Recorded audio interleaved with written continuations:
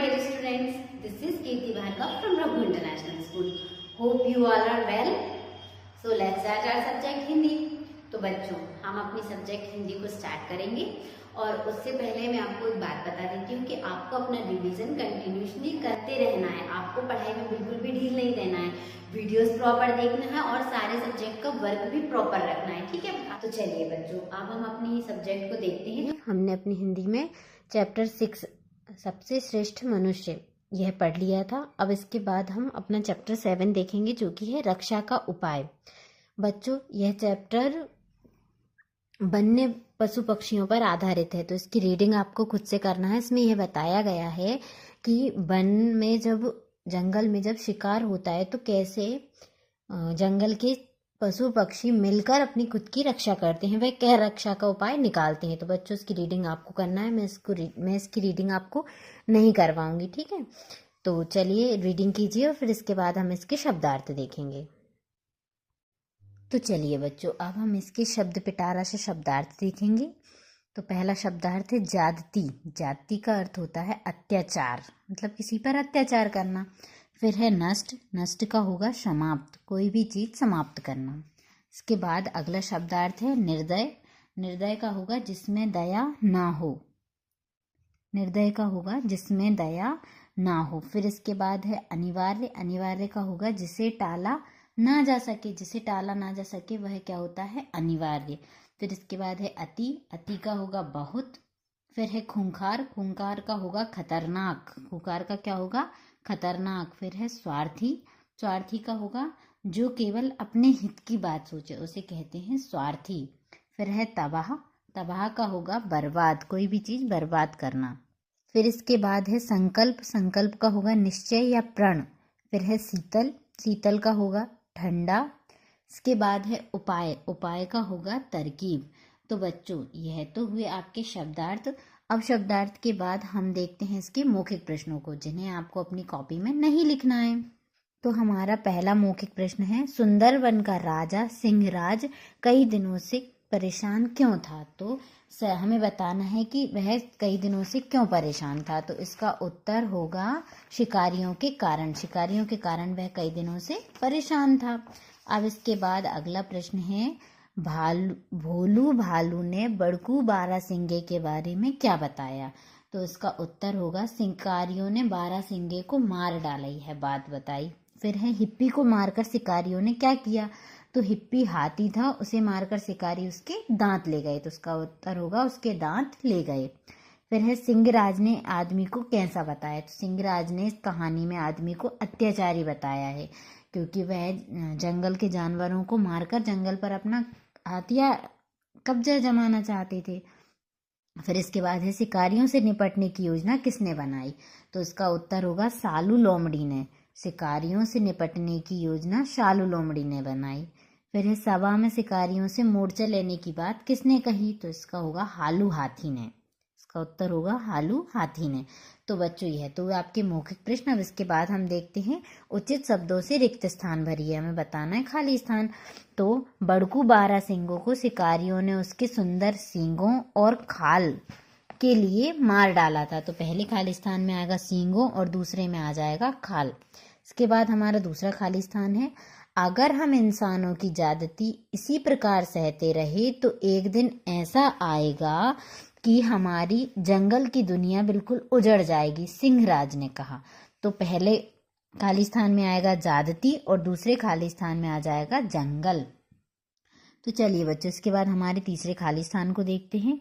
दूसरे दिन खाली स्थान होते ही जंगल के सभी पशु पक्षी जानवर आदि सिंहराज की गुफा के बाहर मैदान में इकट्ठा हो गए. तो पहले खाली स्थान में दोपहर, दूसरे खाली स्थान में सिंहराज और तीसरे खाली स्थान में इकट्ठा.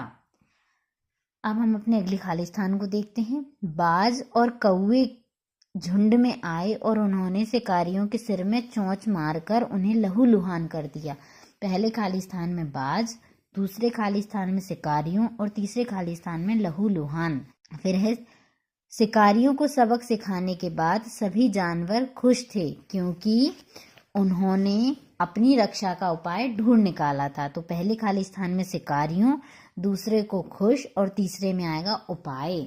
तो यह तो हुए हमारे खाली स्थान। अब खाली स्थान के बाद हम देखते हैं सही कथन पर सही और गलत कथन पर गलत का निशान लगाइए।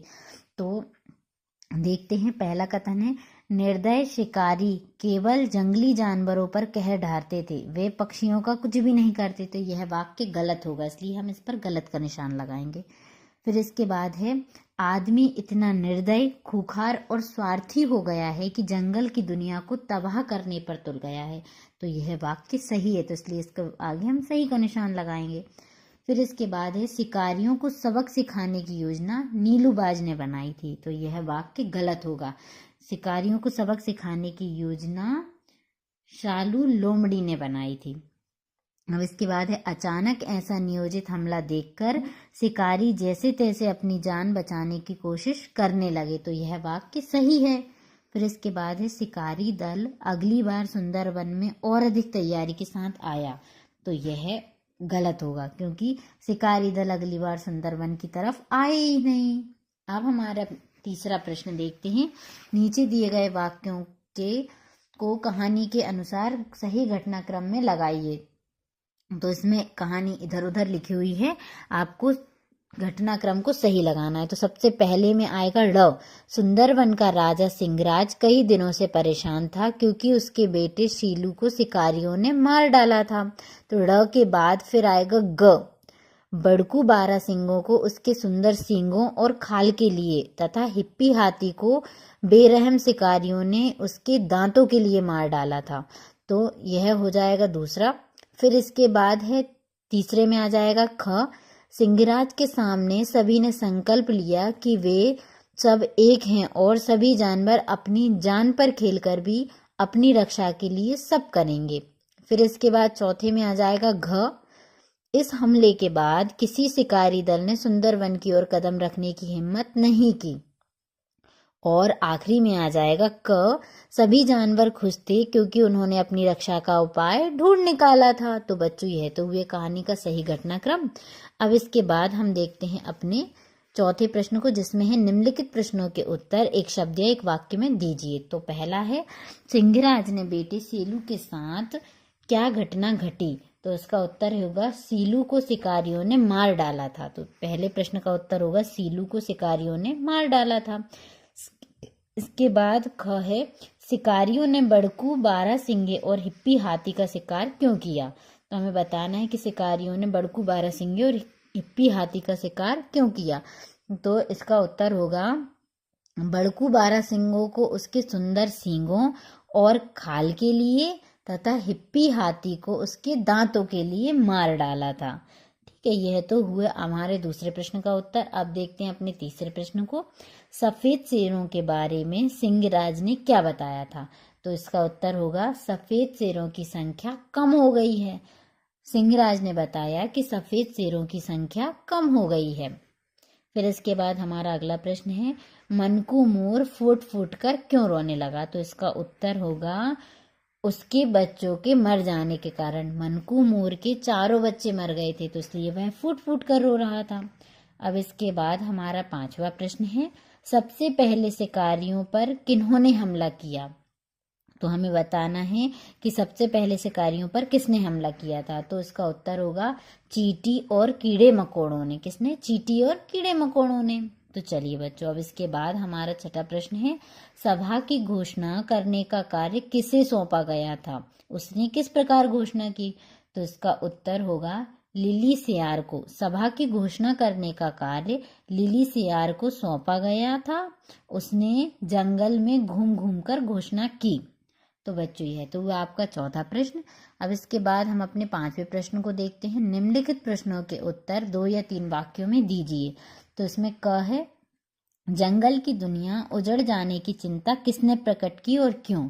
तो इसका उत्तर है, जंगल की दुनिया उजड़ जाने की चिंता सिंहराज ने प्रकट की, शिकारियों के आतंक के कारण। क्यों? क्योंकि शिकारियों के आतंक के कारण।